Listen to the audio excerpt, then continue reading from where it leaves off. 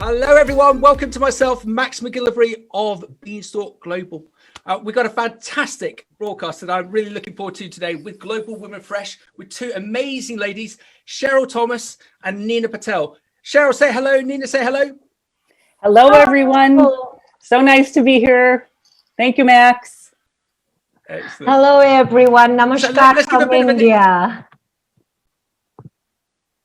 Fantastic. So let's give a bit of an intro for everyone towards Nina and towards Cheryl, and also for those on the podcast and those catching up on YouTube. So Beanstalk Global has partnered up with Global Women Fresh to create a unique monthly broadcast interview series. This is to further promote the great work they do to gain more members ongoing and additional corporate sponsorship, as well as to assist to make them a long-term difference in the global fresh produce sectors. Their mission is to change the status quo and leverage the talent of women in produce to close the industry's gender divide by inspiring, connecting, and empowering women around the world. And their mission matters more than ever. So in this series, we're going to meet with Cheryl. Cheryl is the Executive Director of Global Rights for Women, and Nina Patil, Director of Fresh Express in India. And as we were just saying in the green room, I think Cheryl's never been frightened in her life, but what she didn't want us to do was assume, or for you to assume that she's any form of fresh produce expert. She's an expert in what she does. So what does Cheryl do? Cheryl is the founding director of Global Rights for Women. Since 1939, Cheryl has worked with partners around the world to promote women's human rights and achieve effective legal reform to end violence against women. She has participated in the drafting of new laws on violence against women and girls in over 20 countries and trained legal and community professionals to enforce such laws in dozens of countries. She's worked closely with the United Nations to develop model standards on legal reform on violence against women, leading a global consultation on the enforcement of laws in Spain in 2015. She's participated in numerous UN expert group meetings on violence against women, including in 2008, when she co-chaired the meeting to draft the UN Handbook for Legislation on Violence Against Women. In 2011, she was recognized by Newsweek magazine as 150 women who shake the world. Wow, Cheryl. Former positions as director of the Women's Rights Program at the Advocates for Human Rights, executive director at Watch, partner and shareholder at Briggs & Morgan Law Firm, special assistant attorney general, and the Minnesota Attorney General Office, and professor at the University of Minnesota Law School. So Cheryl, how does that sum you up? You sound, in your sector, you're a rock star. Well, I've had a lot of years to do that work. Let's put it that way. So it's been a huge privilege, and that was a lovely introduction. Thank you, Max. No problem. So let's move over to Nina. So Nina is the director at Fresh Express, where they export and promote Indian fresh produce, specifically table grapes and natural sun-dried raisins, grown on her own and partner farms with 700 plus small farmers. They've been marketing fresh produce from India across the globe successfully for the last 27 years. Nina, as I know and we'll find out, is passionate about natural farming, where plants thrive in their natural ecosystem with the help of locally grown resources and minimal use of chemical fertilizers. Fresh Express use natural methods to retain and improve soil health, control pests, and increase yields, thus making farming sustainable for the smallest of farmers. She strongly advocates women empowerment. 95% of the workforce are ladies. Wow. Financially independent. Nina has been involved in the fields of certification, recruitment, training, organizational development, and performance enhancement since the last 20 plus years. Wow. Fresh Express ensures certifications are not just a list of compliances, but are lived and followed in spirit and action. So Global Women Fresh partner with Cheryl and Nina to help tackle domestic violence in our industry. And in this broadcast, we'll probably take a global view, but specifically, we're going to be looking at India. And Nina oversees one of the largest table grape companies, as we said, in India.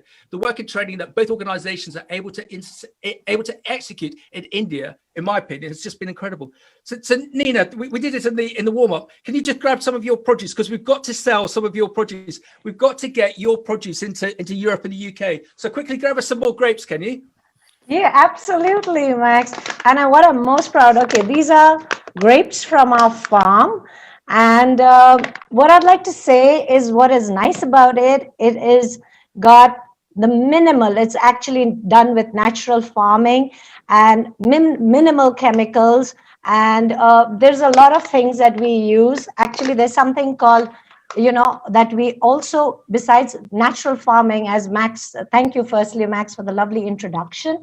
And as Max said, that we use the minimal chemicals and use natural plant origin growth stimulators, which we make on our own farm. So these plants are grown on our farm, and all the pastes and all the inputs are made locally. So we do it centrally and distribute it to the small farmers, as well as now they've become independent, and we have these mini units all over where they can do their own biological farming.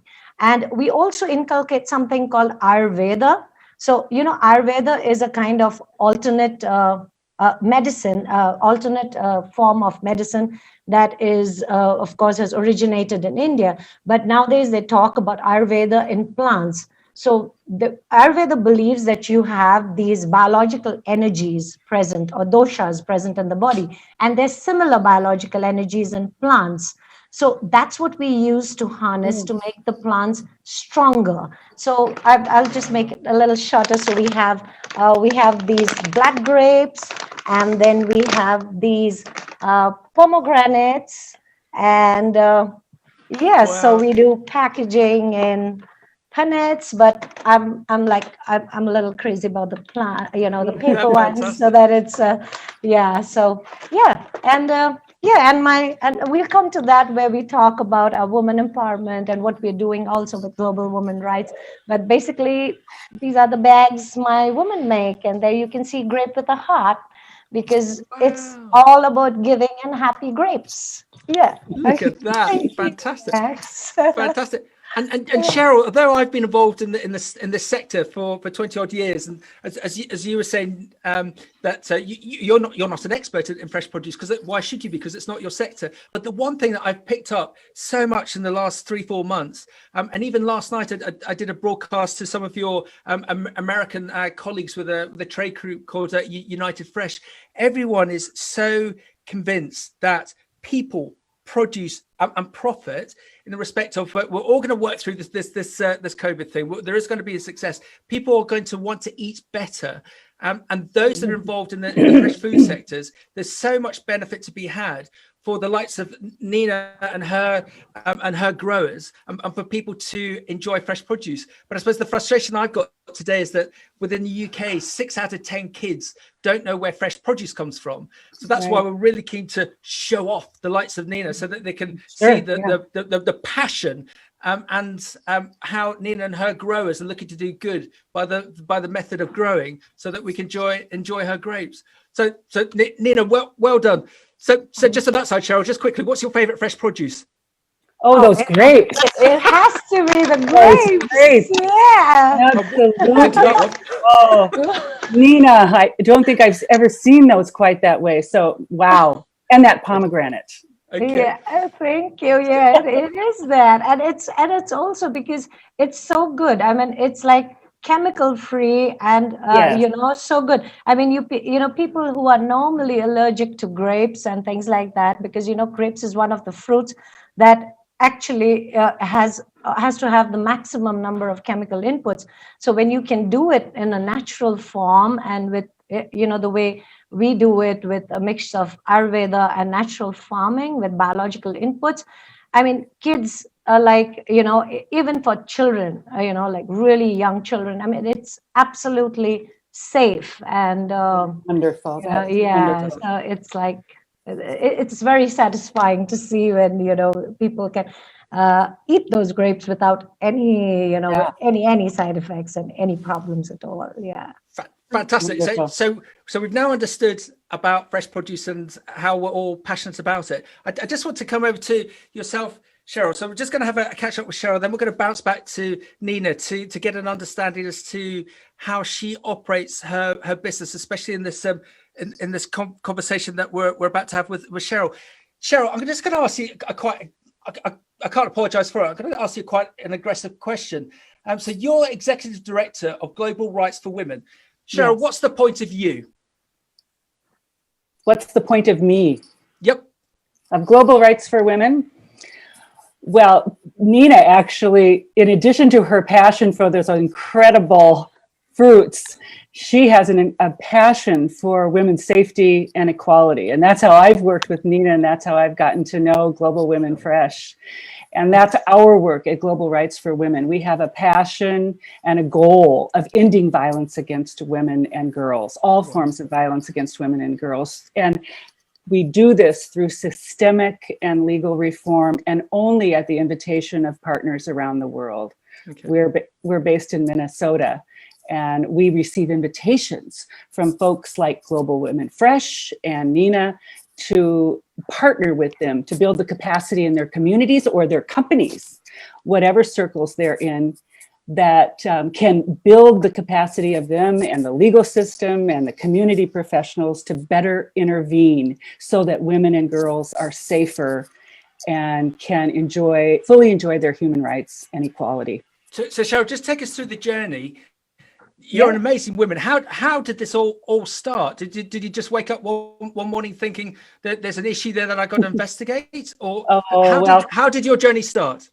Well, you might remember, or not, some of us do, in 1995 at the United Nations Fourth World Conference on Women in Beijing, China, Hillary Clinton said women's rights are human rights and violence against women is a human rights violation. And that was the first time, actually, that the human rights community globally and locally, both governments and the UN and human rights organizations, NGOs around the world really started to engage in understanding that women's right to be free from violence in their own home, which is where most violence occurs, by their family members, mostly men, and even sexual assault, sexual violence occurs in private, that we as a community and governments have an obligation to see that for what it is, a crime, and intervene in those types of private violence. So that's where the journey began, really, was in the early 90s when the international community and the human rights community recognized that women's rights are human rights. Wow. And so just talk us through Cheryl, talk us through your journey to present day, because I'm guessing that initially you looked to focus on the US, but now you've got an international reach. Just talk us through that journey, please. Sure, yeah. Because there were ways in the world that early on, I mean, back in the 70s, for example, communities in the United States, as I mentioned, I'm from Minnesota, started this work to just really encourage, maybe demand, that the legal system intervene in violence against women.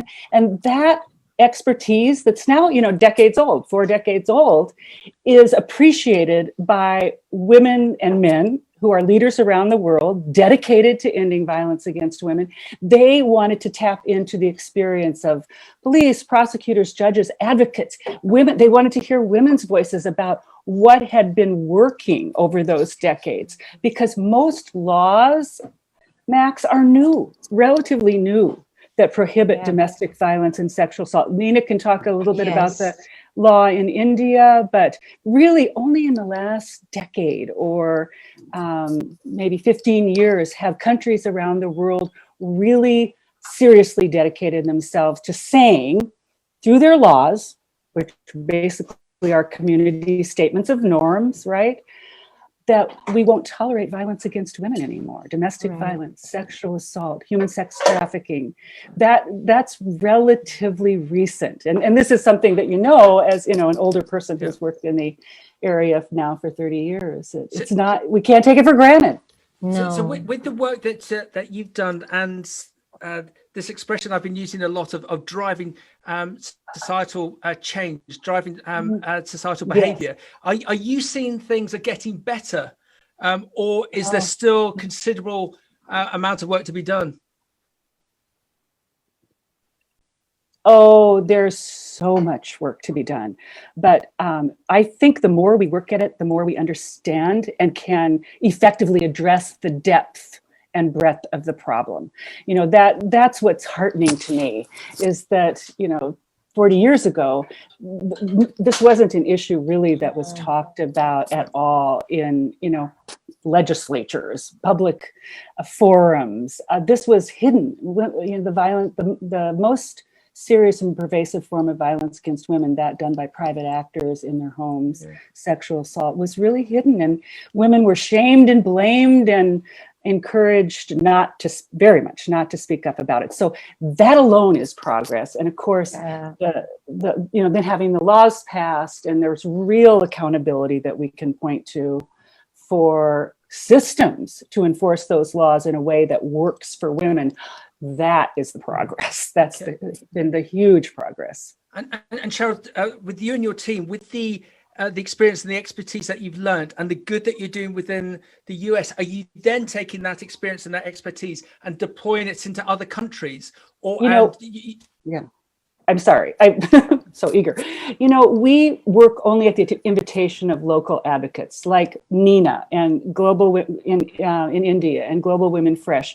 When there are women's human rights leaders in a community that have identified a need for systemic, they're seeing their systems, their laws are just not working, they come to us to draw on the experience, like I say, of our community of people who've been working in this area for 40 years and have, you know, experienced some painful lessons learned about how laws and their enforcement, you know, can work, but also how they cannot work. So that's our role, Max, we work a lot with the United Nations. The United Nations has offices all over the world, and they come to us for expertise in legal and systemic reform. So many of our projects right now actually are in Southeast Asia. We're working on some laws there. We're working with prosecutors on a manual to train prosecutors on how to even intervene in violence against women cases. Okay, so with yourself and your colleagues, you work from the top down, that you will go to, say, Division of the United Nations and look to give them that strategic advice as to how reforms can be implemented, and they'll then work it down. So, but actually, our preference is to work with advocates like Nina, like someone who's, for example, operating a shelter and understands that the shelter is essential, but also there has to be a community commitment to ending the violence, because we can't build enough shelters. So they, you know, to house women, you know, one woman out of 3 in her lifetime will be a victim of violence, Max and Nina. 1 woman out of 3 globally. Those are World Health Organization statistics. Yeah, Cheryl, thank you for that. And I apologize for my aggressive question at the beginning as to what is the point of you, because I needed to get to that seminal point of that statistic, because in the other broadcasts that we've been doing, there's within the UK, there's a great organization called Unseen UK that looks to combat modern day slavery, and the boss of that, a lovely guy called Andrew Wallace, in this broadcast, he said, Max, you'll be on a computer, you'll be on a camera, you'll have lights, you'll have microphones. All of these have been touched by modern day slavery. So we're all participating in this, and it has to stop. And now what I'm learning from yourself, Cheryl, is that appalling figure, that it is still a huge problem.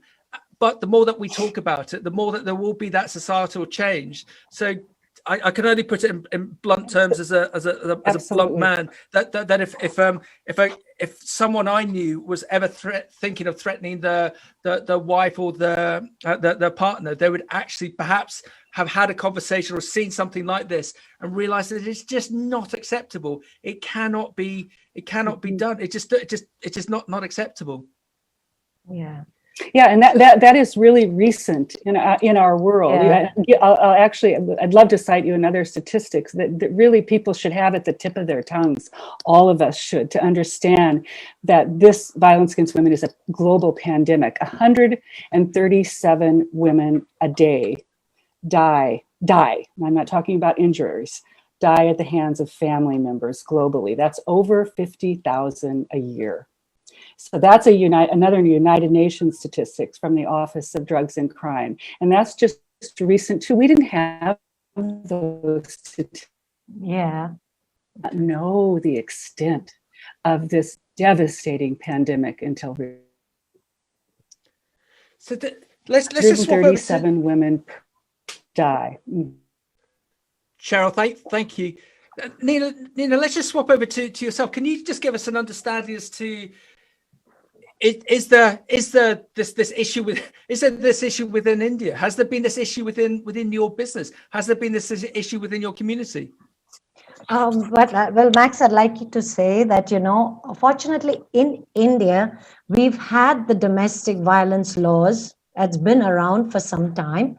And, and the government is actually, it's very encouraging to see that the government is very forceful with those laws, but the culture is such that you don't talk about domestic violence. Like as Cheryl was saying, I mean, no one talks about, violence in the house and the family.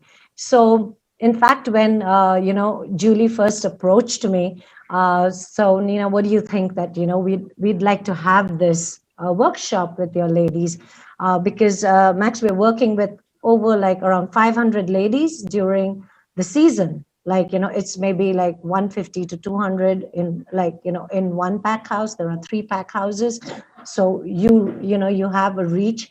And I was like, okay. And so I was thinking about it, and because I knew that they would be like, the first reaction is like, I don't have it in my house. Wow. No one wants to talk about it. So kind of to, because you have to have them mentally prepared even before the conversation. You can't just start a topic like that. So so in the preliminary talks, I was like, yeah, I'm not saying you have it in your house, so maybe you've seen it. It's nice to kind of you talk about it in the third person. Yeah. And you say maybe you've seen it with your neighbor, or you've seen it, and then what's your reaction? What do you think? So first it was met with pin drop silence, and then slowly they start talking about it, because the law is there, but going to law enforcers, going to the police about such things it's never going to happen. Like, we had a fantastic workshop with thanks to Global Women Rights and Global Women Fresh. It was amazing. I mean, they were connecting from 2 corners to the 2 coasts of the US, and we had a translator here, and who was translating for them. And we had these ladies, and you can ask Cheryl, they participated. Yeah. I mean, she was surprised. I mean, they asked her questions like, does it happen in your country? And what do you say? Like, what do you do when the husband gets suspicious? But I am so happy that, that at least people are thinking about it now. It's there. I'm not saying it's not there, but it's hidden behind doors. I think the objective is reached when you make them just stop thinking that this is not right. What's happening, they're not going to say it's happening to them, even if it is. And I know for a fact that it does happen in some of the houses. But, just to know that you have a place, we're talking about counseling cells. We're talking about, we have this organization, like, a little self-help group within the company called Sakhi. Sakhi means basically a friend in the local language, that someone you can come and talk to. And these are the people who we hope to train. So, Cheryl was very sweet. We are situated in a really small place in India, in rural India. So I did not have access to organizations where they could give us professional training. So, we wanted that. Okay, I've done my master's in social work. Because I didn't want to be related anywhere with business, but that's another story. But so I got into it. I got into this particular business. It's only because of the number of women, 95% women working with it. And I love working with them, hearing their stories and things like that. And the whole idea is that if they can open up to people, volunteers amongst them in their community, and can share their problems, and we can say that there is an alternative. I mean, that's the goal. It's a work in process. It's not something like, it's not like a switch on and off button. It's a whole cultural change where you're talking about such things. And of course, the men are so important. We would like to involve. I think the next talk is where this is not something against you guys. This is something where we need you guys. And I'm really proud of the fact that, these women work just for 4 months with us, and they come back every year. This is a seasonal thing, so they can be working somewhere else. These women keep coming back everywhere. And I think it's a sign of women empowerment, because these are long hours they're working. So in many communities, it's a patriarchal society. You need the permission of the men to even work. But here, these women, 500 women, are coming to work. There are, odd hours. Of course, with the COVID, that's been another challenge where we observe everything with the social distancing, and we have shifts, and, we take care of all that. But they're working as per, so I think that itself, to be able to tell at home that, okay, I'm going out to work, I will be working these hours. And that itself is a sense of, I think it's a sign of woman empowerment. So I'm really happy with what, the first talks we've had, and I'm very hopeful that it will have positive results. And it's not just on domestic violence. So we have this, so we talk about women and child health, and we talk about financial literacy, because it all goes hand in hand, So it's it's been a gradual process, because it's been now 27 years in the industry. So when we started off, they didn't even have their own bank accounts, and they didn't think it was important at all. So, but now with, I'm very proud to say, like 90% of them have their own bank accounts, and the government has been very encouraging, because during the COVID, only if they had their own bank accounts would they have an incentive, or they would have, subsidies passed on to their accounts. So it's a gradual process, but I think we are in it for the long run, and it's encouraging. It's very encouraging, and I draw on the expertise of people like Global Women Rights, because they talked about the violence circle and things like that. And it is a challenge to kind of, make it relevant in the local language. But I think they got it, because with their kind of participation, I definitely think, I think Cheryl she can put in her views on that, because she was very much there as rock solid support behind us. And I have to thank Julie also. Yeah. Global Women Fresh. Yes. Thank you. Oh, thank you for that, Nina. Well, and I think I'm going to jump in here, Max, for a minute. I think the language of what happens to women, their own description of how violence occurs is displayed in what Nina calls the power and control wheel.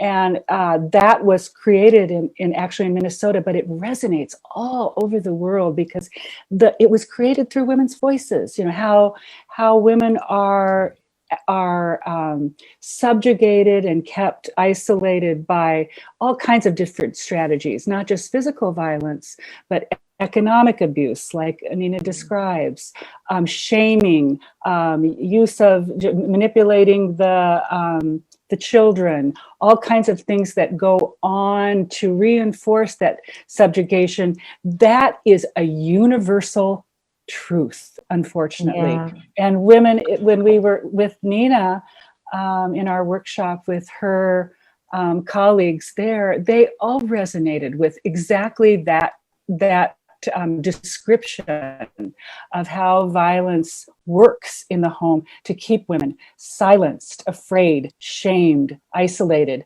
All of women resonate with that all over the world. So it's really not a matter. You translate the language, but the ideas.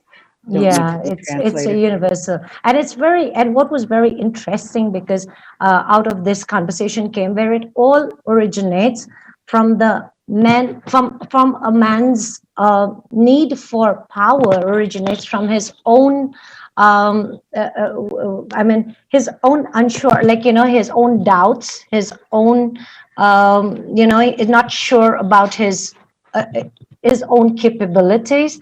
So it originates from that is why he needs to have that power, which Power and he control. uses. Yes. Power and Yes. control in the family is Yeah. so much a part of male identities in so many places still in the world. And ladies, Yeah.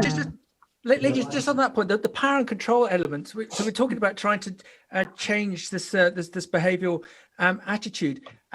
Children, is this going to be a generational shift? That I might be making excuses for people, but they might have seen their father abusing their mother, and so when that individual then gets married, they see it as a bit. That's how I must act. That this is the norm. If that can be broken for the next generation, do you think this is that we can see positive signs in the medium to long term as younger individuals grow up, that they know that this is not acceptable? Cheryl, do you think that might help change? Of course. I think we have to be careful, because not all, boys who have witnessed their father using violence against their mother turn out to be violent abusers. So we have to be careful about that. But I think what you've identified is this conversation, the societal messages that boys get are massively changing. Yeah. I myself have 3 sons, and the way that the message that they got not only from their family but from the wider community about equality and dignity and the right to be free from violence, and just not relying on power and control to identify your masculinity. Absolutely. Those are such important messages that I do think, Max, are new, and I think there is huge hope in with our young men that way. I absolutely agree with Cheryl on that. Even I have 2 sons, and I'm really lucky because one takes care of the kitchen and one takes care of the house, besides looking after work. So I'm like, thank you so much, boys. I can just concentrate on work. So so, and no, I was just, but the thing is that it is really nice because men are really stepping up, and they are a very important part of this whole conversation, because without them, I don't think we can really, make this progress. But I'm really hopeful that the next generation is really more enlightened, if I may say so, and they're getting different messages, I think. And guys, just on a technical side of things, Nina mentioned about some of her workers, some of her growers having bank accounts. When I've done my travels through Africa, I was amazed at seeing some of the accommodation that some of the workers in the likes of Ghana were living in, because they were literally living in mud huts. But they were very, very happy, but they didn't have any money because they were all paid by online bank accounts in Ghana. I forget the number, but there's something like 12 banks there. So all of these workers were paid online, and they could see what they were being paid living in the mud huts. They literally skipped a whole level of IT, and that there was no landlines, no telephones. With the likes of technology and with the likes of communication, is this also going to be a boom to assist to eradicate this problem? Whether it be apps, or whether it be, I don't know, YouTube tutorial videos, whether it be Facebook, be able to talk to people to realize that if someone is having an issue, is being abused, that they're not alone and that they can talk to other people. Cheryl, do you think tech is going to help? That's such an interesting question, Max. Absolutely, it can. Yeah. And, during COVID, this has been a perfect example of it. So much of advocacy and support and legal representation for women who are seeking remedies has to be online. Yeah. But there's also a huge problem with cyber violence, violence, stalking online, all the shaming, and that is another dynamic to technology that we have had to learn new strategies for keeping women safe online. Yeah, Yeah. I Women think and girls space online. sorry, yeah. I think the workshop we had is one of the best Yeah. examples Yes, of it's how so we can true, use. Nina. Yeah, Yes, absolutely. Intercontinental. I mean, it was just yes, so amazing, because yes, we had people from three places in India. We had Sangli, we had another two places in India. So three places in India, three yeah, places in the US. yeah. So it was just amazing. But when you mention technology, I must tell you, Max, we consider ourselves a more technology company than even fresh produce, because we've used it in such a way, like when you talk about bank accounts, that really hit a chord with me, because even every one of the women have got the money transferred directly into their bank accounts, and they even have an app where on the phone at any given time, they just have to they use Telegram for that, where they just have to put in two words or just two letters, and they know their salary at that point on time. So that's like, because you were worried, you come from different backgrounds. I mean, what am I getting? Because we have shifts, we have as per timing, because it's fresh produce. So it depends on, what time it comes in and things like that. So they know they at that any given point of time, they know what they're getting. Then they have spot rewards, then they get incentives for, it's not just only work, but initiative you've taken, and it can be a technical as well as social. It's not always only about the grapes, it's about helping each other and growing as a community. And you just kind of help someone with it could be anything, like maybe she's not feeling too well, or you do a little bit of counseling, and you get, and it's always not just money, it's just seeing your name up on the board. It can be things like as simple as that, which really gives them that go and boost for the day. And I think music helps so much also, but I know it's not technology, but yeah, but it just kind of, why I'm saying that, because people have so much problems back home. So when they come here, I know they're coming to work, but I also want it to be a place where they're happy, where they kind of, can I use the word chill, and kind of just, feel that these are my friends, because I strongly feel that happy people make happy grapes, and happy grapes are good. I strongly believe that. I strongly believe it. Cheryl, Nina's the I poster love lady that. for Indian grapes, isn't she? I love that. Oh. No, I live it. I live it. But only what is sad, I know Max said, I'd said that. What is sad is that when you go out and you go out to other countries and you talk to retailers at supermarkets, they want it all on paper. But when you actually want to share the stories, it's sad, but they don't walk the talk, Yeah. It's Don't worry. really sad. I saw this. I also want to.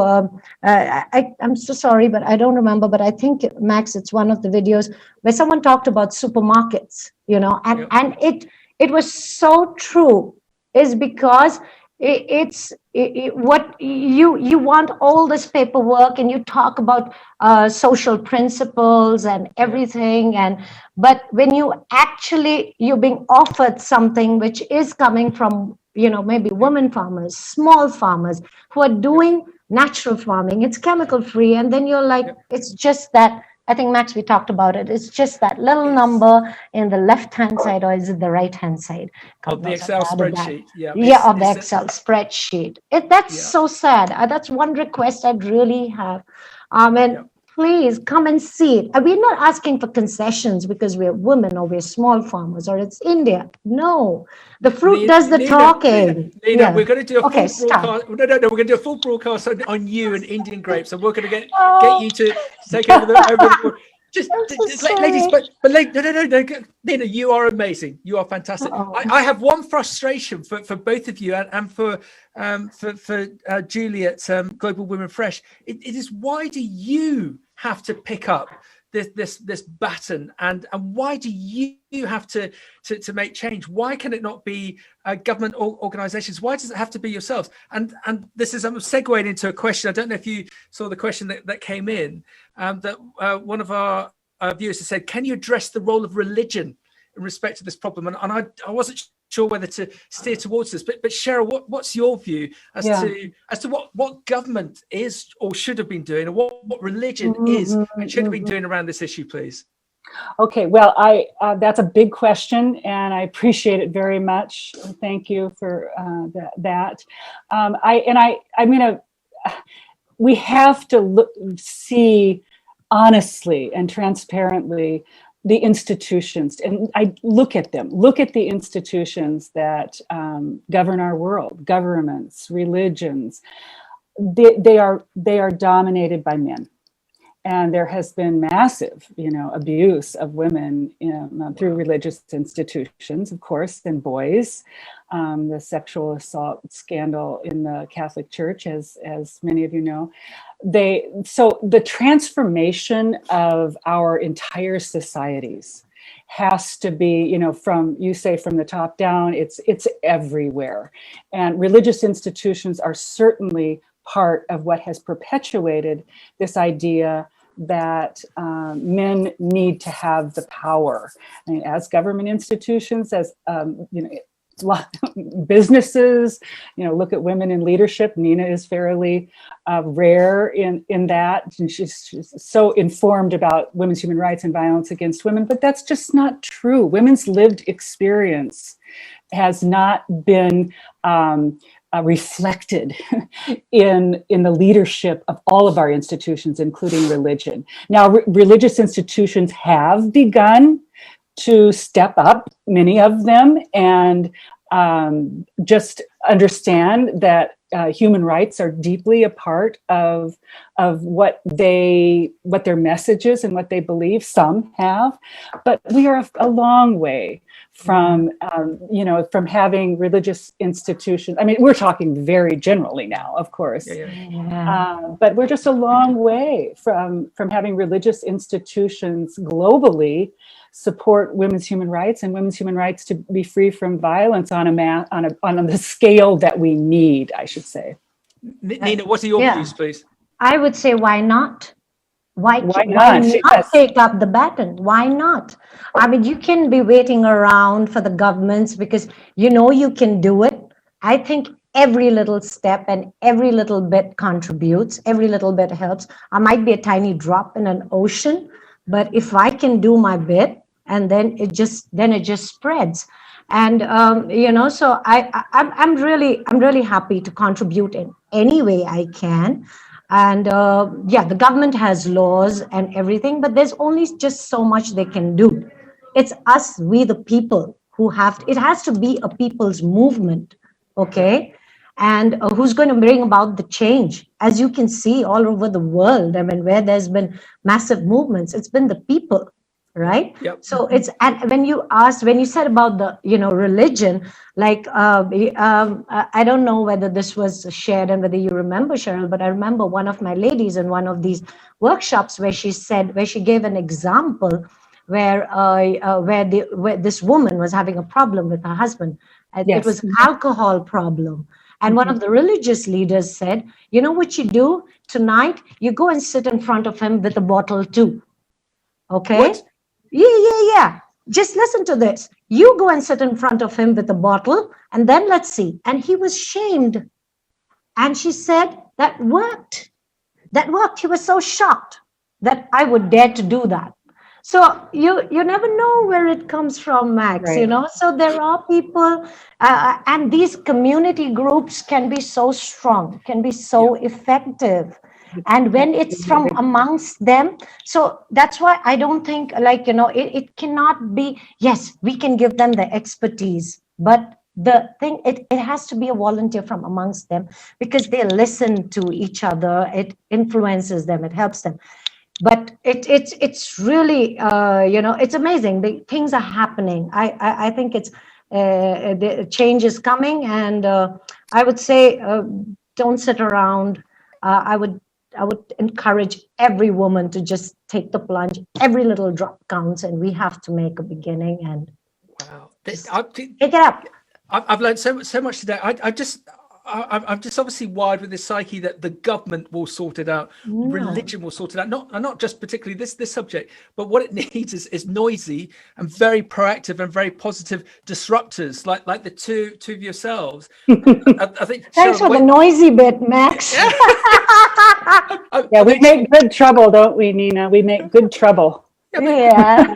But If Cheryl, it's good noise. but Cheryl, you look at the success that you've created, where these institutions are now coming to you for advice. You look at the seminal words that that Nina said about it's in the control of the people, and again, all of this stuff that we're now using, the way that we can communicate it, it's not like it was, oh crikey, only 15, 20 years ago, where to try to get an article in a local paper, it was very difficult. You can now look to get that message out. So I think right. That's exactly right, Max. And I so agree with Nina. I mean, the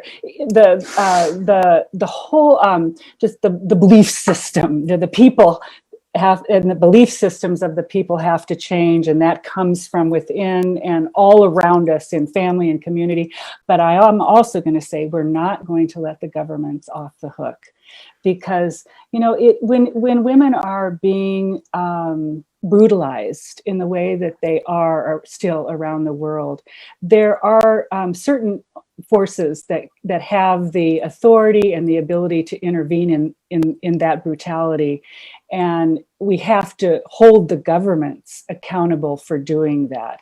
When a woman is being threatened with death or serious injury, or children are at home, a violent abuser needs to be, the authority needs to be there to take that person out of that home and incarcerate him if necessary. He doesn't detain him if necessary. Maybe not long-term incarceration. We can talk about that, but the police and the prosecutors and the judges have an authority that most people don't have. I mean, we don't have as citizens. Yes. So there has to be that message also from the government. But we have to see our government as the people too. We're the ones demanding that this authority be used to ensure women and girls and everyone's safety and equality, and hold violent offenders accountable. And I agree with you, Nina, completely. We can't just rely on our governments, but we also need to hold them accountable to do what only they can do, and that is identify criminal assaults and have consequences for them. Yes, absolutely, and severe. And I'm really happy. I would like to give an example of our government, where I remember there was the triple talaq law, which was passed by the government, and they stuck to their guns even there was massive opposition from the people, and of course must be mostly men, but they stuck to the guns and they passed the law. So there have been instances where the government has stepped up, and it's people, and the women of course supported it. But there are instances, and there are instances where I wish they would have done more, like when you have, when you don't think even for a moment to give capital punishment for rapists and things like that. I think that they should be really severe, and they have stepped up. I wish there could be more, but I think as people, it's our duty to step up and do every little bit that we can. And I think the power is in the people's hands. The power is in the people. That's right. And women's hands. Yeah. Most specifically. Yeah. Of course we need good men like Max. We're just about. Where you go? Thank you. We're just about to run out of time. It would be really, really interesting to both get your views on this. If there are leaders of fresh produce companies globally, and they think that there might be a problem, or they're not even sure if there is a problem, but they want to discuss it within their business, within their team, to create a framework to stop this happening or to counter it. Cheryl, what would your advice be to a senior leadership team within a fresh produce company to try and get a system in place to stop domestic violence? What would your advice be to that company, please? Well, that's a great question too, Max. And, first, be aware that this is happening among your employees. And this is Nina's great gift to her employees. She's aware and she's passionate about this is not something I will allow to go on without, some kind of leadership on my part to address it. And that's why she brought Global Rights for Women in to talk about what are the strategies that companies can use. And there are policies, there are workplace policies. Our city of Minneapolis has a citywide employee policy about domestic violence and time off for healing and shelter, and those kinds of policies can be put in place by employers. Support systems, and this is what Nina is creating there with her company, is just to make sure that victims of violence know that they will be supported by their employer in whatever way we can. There's all kinds of model policies out there now. They won't be punished if they can't come to work because of an injury, or they're being they need some assistance with the way they're paid. There's all kinds of things employers can do that way, and employers like Nina can be leaders in that. Cheryl, well done. Thank you so much. And Nina, what would your view be if it, again, same question, if there was a company that came to you for expert advice as to how they can set up a similar process system as to the one that you've done, what would your advice be, please, to them? Yeah, so similarly, like Cheryl, as I said, that start the conversation. It's very important to start talking about it. It can be uncomfortable, like especially in some cultures, to start it, because no one really wants to, maybe you should be aware that there could be a backlash. You have to be very culturally sensitive as to how you bring up the conversation.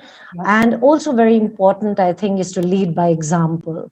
They're watching you. They're watching the people who work with you. So like I always tell my team that you are in the spotlight. You are in the spotlight those 3 months. And if you want, you want good work, you jolly well be what you want, because you cannot, you never command respect. You have to earn it. So if they see you doing it, the way my boys, like my boys in the pack house, like all of them are my boys. I'm not just talking about my sons. I'm talking about the boys in my pack house. The way you talk to the woman, the way you behave with them, the way you treat them, and you're not talking down, or so you just be careful. So I think that's really important. So just to add to what Cheryl said, so start the conversation and lead by example. And I so appreciate you saying that, Nina, because lead by example, but also be aware how women's voices must lead your essay. Listen, because in some ways that you intervene may be doing actual harm if you're not very careful to listen to women's voices, survivors and victims, as to what they need. Absolutely. And it's like not just listening to the oral conversation, but you just listen to anything, their body language, their, just be aware, and things. Give them a place, give them space to communicate to you what it is that will help them, and don't assume. Yes. No, yeah. So, Cheryl, sure. Yeah. Cheryl, Nina, well done. I've learned so much today. I've been shocked by Cheryl, especially the stats that you've given, and I've been astounded really as to your comments in the respect of government organizational elements and religion, but also I think I've just been naive on that. As I said earlier, I think we need positive disruptors like yourself who can impact on a global basis. Cheryl, that's what you've done, and I know you're going to be semi-modest about it, but you've made such a change, and there's so much more that can be done, especially with advocates such as Nina. So exactly. All credit to you, Cheryl. So if it's anyone wants to partnerships. If anyone wants to find out more about Cheryl and her team's amazing work, just look up Global Rights for Women. We would love you to join Global Women Fresh, because they're really keen to get more members, because if there's more of you, there's more that you can all do collectively. It's all about partnerships, as Cheryl would say. So just look out for Global Women Fresh online. And Nina, whilst we've been talking, I've had 14 WhatsApp requests for your sons to go to England, South Africa and Kenya, because they sound too perfect. Oh yeah, one looks after the house and one looks after the kitchen. We're all completely jealous. And Nina, just to wrap up, can we show off your amazing fresh produce again, because we want to get into Europe even more so, and America. Absolutely. Into UK specifically. Yeah, please, Max, you have to help me help the UK supermarkets walk the talk. Fantastic. Excellent. Well done, Nina. Well done, Cheryl. Thank you very much for this hugely enlightening broadcast. We'll see you on the next Global Women Fresh broadcast. Everyone, look after yourself, and thank you very much again. Thank you. Thank you so much. Thank you, Cheryl. Thank you, Nina. Thank you, everyone. Thank you.